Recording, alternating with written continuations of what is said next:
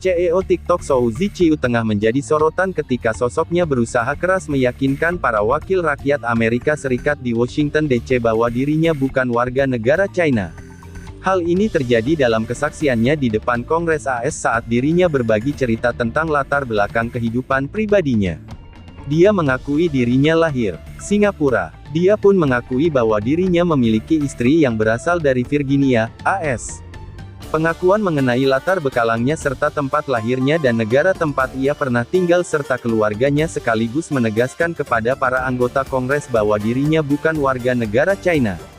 Sayangnya, pengakuan Chiu ini tidak membuat impresi Kongres AS berubah. Kongres tetap mencecar Chiu untuk mengungkap keterkaitan TikTok dengan China lewat perusahaan induknya, ByteDance.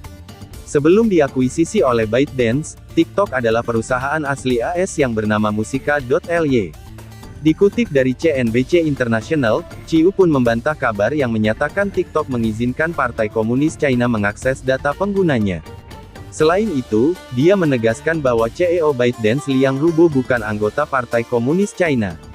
Soal keterkaitan pegawai TikTok yang lain dengan Partai Komunis China, Chiu menyatakan bahwa perusahaan tidak memiliki kebijakan untuk menanyakan afiliasi politik tiap karyawannya. Para anggota Kongres AS juga mengutarakan kecemasan mereka atas hukum China yang menyatakan bahwa pejabat pemerintah bisa mengakses data perusahaan demi keamanan nasional.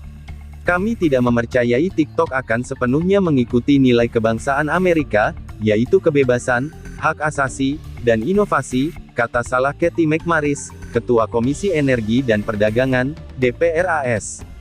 Sementara itu, anggota DPR AS lainnya Darren Soto bahkan menyatakan secara terbuka bahwa TikTok harus menjadi perusahaan Amerika.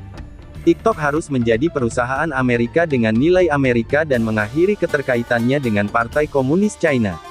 AS sendiri saat ini masih terus mendesak divestasi saham di TikTok. Pemerintah dan Kongres ingin TikTok segera mengalihkan kepemilikan perusahaan media sosial tersebut ke investor di luar China. AS mengancam jika divestasi gagal, maka aplikasi TikTok terancam diblokir di negeri Paman Sam selamanya.